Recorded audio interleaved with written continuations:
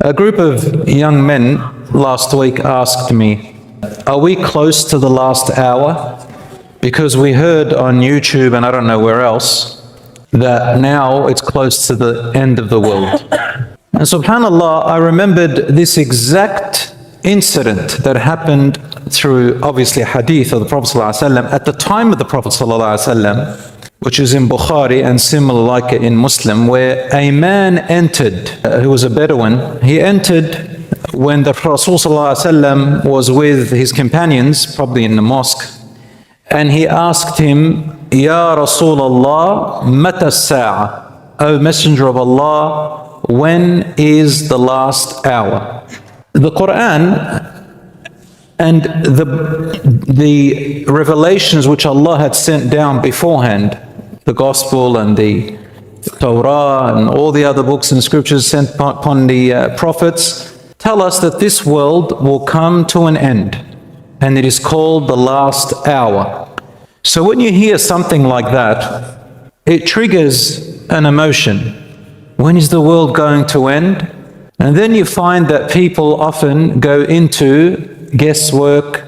They start giving an analysis. They start interpreting the current events, what's going on here, what's going on there. And they will make it so big in their brains and in their minds that it seems like tomorrow, Thursday, the world's going to end or something. And what happens is that they get very intrigued with it, which is fine. Rasul ﷺ once passed a group of companions and they were sitting in the masjid after Fajr.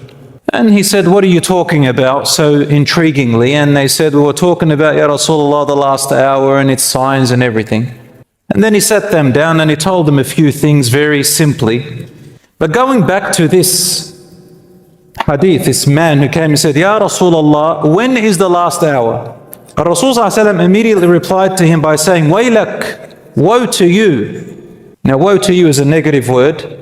But Rasul ﷺ spoke Arabic, and the Arabs sometimes would use words of astonishment or words that imply, why would you ask that question like that? Why would you ask that question? Where are you going with it? Don't go there. Don't go there. So what did he say? Waylak, don't go there. وَمَا أَعْدَدْتَ لَهَا? What have you prepared for it? What have you prepared for it? Rasul ﷺ changed his question to ask, you should be asking, instead of when the last hour is coming, what have you prepared for it? It's not when your time and my time comes to an end. It's on what state will you and I be when our time comes to an end. Not when, but what state. And this is what we should be focusing on. You see, Rasul ﷺ directed this young man to not focus too much on when the world will end. This is 1,400 years ago. The guy's already died, his family and children, generations after generations had come. But Rasul ﷺ doesn't want us to waste time in our talking conversation too much, to the point where we start neglecting our day-to-day duties of worship, good deeds, righteousness, our duties to our families and children and everything that's around us. You know, when we sit down and talk sometimes about future things and events, we start to analyze this and analyze that. Before you know it, days and weeks and months pass, and we've busied ourselves so much in just analytical thinking, guesswork, talking, conversing. Some of us, our prayer goes past, we start delaying it. Some of us, instead of learning something beneficial, we busy ourselves with trying to guess. We go on social media and we start to debate. And then some of us even get into fights and conflicts over what?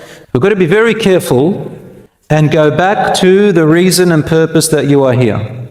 So, what is it that is within your control and what you should be doing now, right now at this particular hour? Rasul ﷺ also is pointing that young man and the companions around him to something else. Not only is he telling us, don't be fixated on when the world will end and its signs and all that stuff. Although there's some benefit in it, but don't fixate, don't spend too much time on it. He's telling us also that another meaning to the last hour is something else as well. Who can tell me what's another meaning to the last hour other than the world ending? The death of a person. Now, the death, barakallahu feek. Your death and my death. So the last hour means your death. Rasul sallallahu alaihi wasallam, he said, "Man mata faqad qamat qiyamatuh." Whoever dies, their last hour has arrived. So the Prophet, continuing the hadith, Rasul sallallahu alaihi wasallam, he says, "What did you prepare for us?" So the man replied, something beautiful. He says, "Ma a'dattu laha illa anni uhibbu Allah wa rasulah." He said, "Wallahi ya Rasulullah, I have not prepared much." In another hadith, he says, another narration similar to it in Muslim, he says, "Wallahi ya Rasulullah, I have not done too many things of salat, too much of zakat, too much of sadaqah, too much of fasting. Like I pray, I fast, I do all these things, but Allah, I think I haven't done enough. Ya Rasulullah, I swear by Allah, I love Allah with all my heart, and I love the Messenger of Allah with all my heart." Then the Prophet ﷺ replied, "Innaka ma'man ahbabt." You will be with those whom you love. You will be with those whom you love. Meaning you will be, if you are truthful and honest that you love Allah and you love His Messenger Muhammad sallallahu alaihi wasallam, then you will also be in the places where Muhammad sallallahu alaihi wasallam will go and where Allah will talk to you. Meaning paradise, Jannah. And all the people who love Rasul sallallahu alaihi wasallam and he loves them, and in the same way. So the companions were sitting there and they listened. And they said, while we were there, we became so excited. We said, "O Messenger of Allah, does the same apply to us, what you said to him? That if we love Allah and His Messenger with all our hearts, we'll also be with you?" Rasul sallallahu alaihi wasallam said, "Na'am, yes, also you." فَفَرِحْنَا, says we became so excited on that day, so much so, more than any other days. And then a young boy went past. The narrator of this hadith is Anas radiallahu anhu, who was only about 10 years old. He says a young boy came past and he was about my same age as Anas, still a young boy, hasn't reached puberty yet.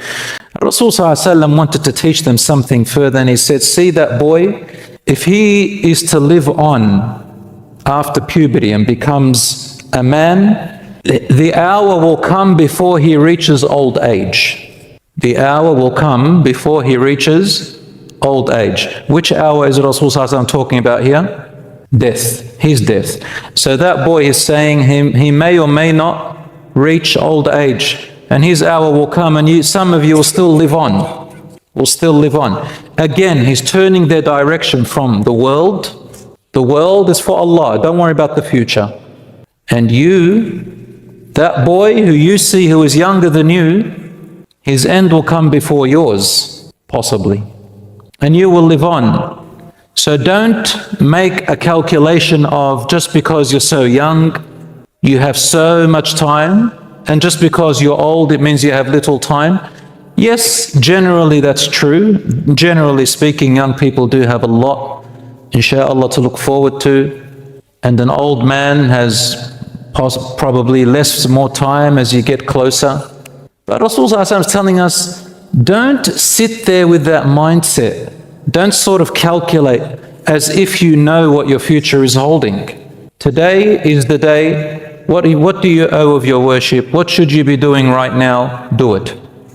In another hadith, which is I won't state, it's an authentic hadith. I think it's in Bukhari. Maybe someone can correct it for me. Rasulullah said, if you hear that the last hour is coming, tomorrow the last hour will come, and you have a shoot of plant and you can still plant it, then plant it. Plant it. Don't just say, "Oh, the world's going to end, there's no point. There's no point of doing any more good deeds." He said, do it.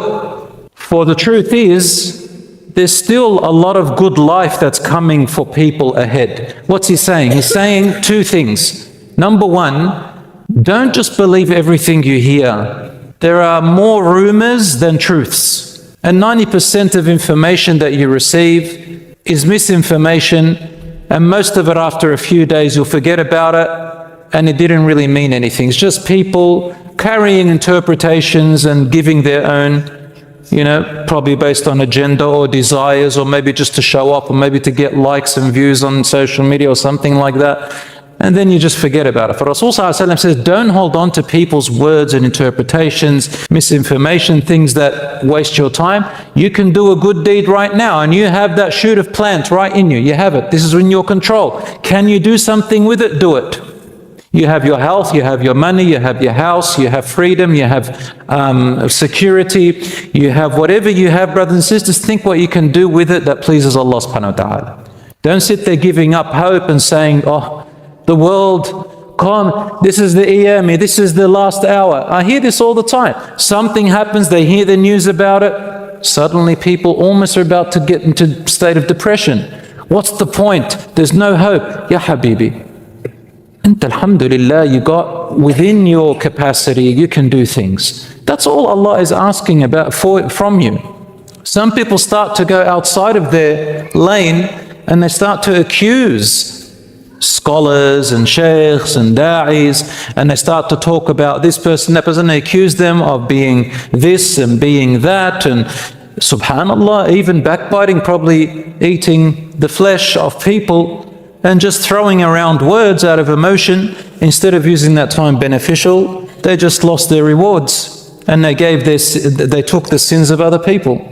So brothers and sisters, Rasul ﷺ is very caring for us, and he wants us to do what benefits us.